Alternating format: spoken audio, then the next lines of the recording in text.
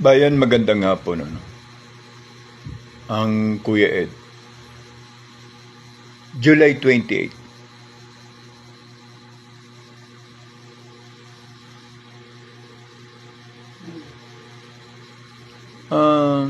Bayan, napansin ko lang to for almost a month na, no?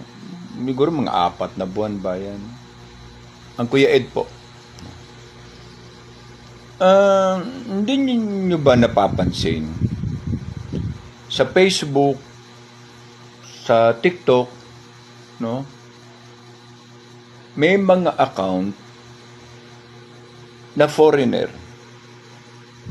Nagdi-discuss sila na kung ano ang mga nangyayari sa ilalim ng administrasyon ni Lupin o ni Marcos. Una, parang plus lang sa akin. Parang updation lang. Pero ito tumatagal na, ano na sila may regular account na sila at sila ang nag-i-evaluate regarding sa kung ano ang activity ng gobyernong ito. Mapa-social, mapa-economical, no? Pati ang status ng pananalipi natin, no? Maging sa sandatahan. Ika nga, napansin ko to, bayan, itong mga foreign entity na to na nagdi-discuss sa kung anong status natin. Dahil nga sa walang kapasidad na antas ng ating mainstream media na hindi naman mapasinungalingan na sila ay bayaran, or nababayaran, or tumatanggap ng bayad with maleta type. Hindi ba kayo nag-aalala, bayan? No. Dahil nga sa hindi nagagawa ng mainstream, so sila ang gumagawa, no? Iminumukat yung mata natin sa kung anong status, sa ekonomiya, sa security, sa economic, mismo ng administrasyon. At kaninang maga, nakita ko naman na balanse naman, rightful information naman, no? Hindi mo sila makapa kung ano talaga ang kulay nila. Hindi naman sila hired entity, no, ng bansang ito o ng bansang Pilipinas para mag-discuss. Oo, pero in a social condition, nakapasok sila para tignan ang katayuan natin, no, pati ang pananalapi at ang seguridad, pati ng ekonomiya, no. Ang hindi lang nila nakita o hindi ko lang nakita, no, bayan, kung pati na rin, no, parang nakikita ko nito susunod na content is regarding sa development ng likas na yaman. Ito, panukatan ko lang po ito, no. Ika nga, disclaimer lang, no. Kasi kakaiba Hindi naman ito nangyayari na since 2022, 2023, 2024, 2025. Recently, ito lang. 2026, siguro mga una ko itong nakita, kung di ako nagkakamali, is June 25 up to now. Ngayon, meron na silang regular account dito sa TikTok under ng Philippine government na dinidiscuss na nila ito. 'Di ba? Kung napansin nyo, mga foreigner sila, minsan 3, minsan 4. Elder na. Tatawanan sila na ganito-ganito ang pagsasaad at pag-aakala nitong Marcos administration na naniniwala pa ang taong bayan sa kanya. Pero siyempre, kailangan maalarma tayo, bayan. Why? Diba?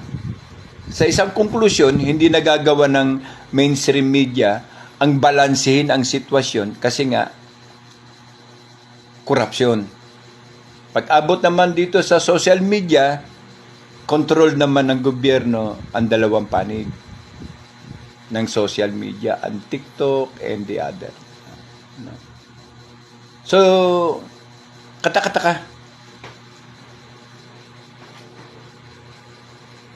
Ang sa akin lang ba yan, okay lang kung advantage palagi ang kanilang gagawin. Pero ika nga, sa akin, parang CIA ang dating. Yung bang papasok sila sa isang programa, tapos pabor na pabor sa atin kasi alam nila na sa totoo lang, kailangan ng taong bayan ang tulong ng mga foreign entity. And that is the reason why. Kasi aanuin ng taong bayan ang tulong ng AFP. Hindi naman gumagalaw. Katunganga lang, pag tinanong mo, sinusuportahan namin ang karapatan ng taong bayan. Hindi katulad ng panahon namin 1985, 86, 87, 88, and 89. Wala kasing korap noon, wala pang maleta noon. Ganon din ang PNP. Sigaw sila ng sigaw para sa karapatan at para sa pagtatanggol sa taong bayan. Pagtatanggol ba ng taong bayan ang ginagawa ninyo? You are controlling the other. Kasi hindi nyo na alam yung lawful order at saka unlawful order. Puro mga general yan, pero gago at tanga. Hindi nila alam ang unlawful order sa lawful order. Tapos ngayon, meron tayong mga dignitaries o mga foreign entities na they are discussing now. Try nyo. Baka sabihin nyo, nag-aano lang si Kuya Ed TV. Gumagawa lang ng istorya. Tingnan nyo. There is. Kung TikTok lang, there is. Kung Facebook lang, another, again, there is. Bakit hindi ninyo tignan, pag-aralan ang sitwasyon natin? Baka mamaya, we are all controlled by the CIA. Kasi magagaling entity yan, pag-aralan ng socio-economic mo, security, and finance. Pag-aaralan na nila, yan ang expertise nila para makialam. Diba? Parang nakikita natin na parang nagkabayaran na, ibinenta na ang bansa. Huling paalala lamang po, kung mangyari man yan, may makakaalpas. Kung hindi man kabaong, may makakaalpas. Dahil totoo ang sinasabi nila, base sa kanilang pag-aaral, tapos yung national evaluation sa peace and order. Meron po yan. Sinasabi po nila na, di ba, nakaalpas ito eh. June ito eh, yung sinasabing why BBM o Bongbong Marcos sell Philippines to Trump. Kaya po, patuloy lang po, nga, ang ating pong pag-aaral, hindi po para sa amin lang, hindi po para sa inyo lang. Ito po'y para sa atin, sa mga anak natin at apo. Diba? Hindi po natin alam kung ano ang kulay nila. So, as part na andito na rin man lang tayo, tignan naman natin. Pukulan natin ng pag-aalala at pag-aaral yung sitwasyon. Hanggat may pag-asa pa. Susunod, huli na.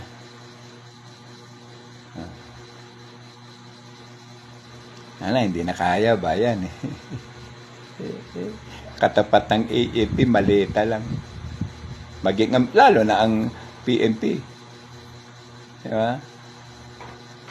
Sayang ang pasahod natin.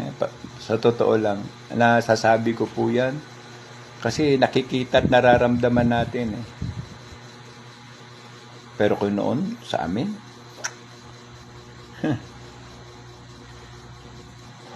nakaguhit na kami sa kalsada.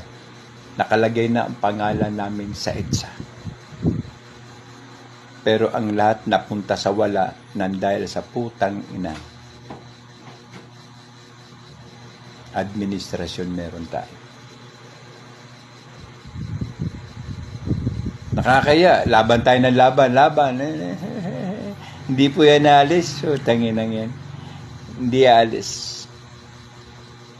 makapag-aalis lang sa kanya is yung natural na kamatayan, true by death. Pero yan, inaantay niya lang, magalaiti ang taong bayan, i-declare niya ang martial law. Eh yun nga lang, yun din ang huling senyales. Pag-declare niya, mapipilitan na po ang taong bayan. By hook or by crook. So muli po, magmula po sa una, kapansin-pansin lang. So, sometimes, tapunan nyo ng atensyon. Ako, pag nakikita ko sila, dumadaan sa FYI ko, mga foreign entity, nagdi-discuss binabasa ko maigi. Tapos tinitignan ko kung anong sitwasyon para mahuli ko ang kapalooban. Meron po talaga. Hindi naman ako magsisinungaling. Alam ko naman po na dumadaan sa inyong FYI na may cellphone tayo Di ba? Tingnan nyo lang.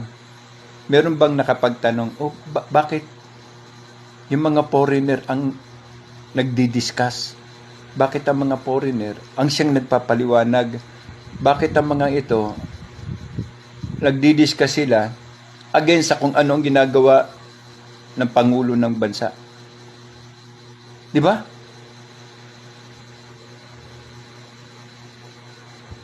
Nakikita ko lang po. So muli po ang Kuya Ed TV. Malay nyo, mapansin nyo din. Alam nyo naman anak ng kakang, ang dami kong mga baser. Paalala lang, baser. Engagement yan. Di ba? Okay, thank you. Sabi nga sa mga baser ko, thank you. Diba? Salamat lang din. Ang Kuya Ed TV po, muli po nagpapasalamat po sa inyo. Thank you very much po ang Kuya Ed.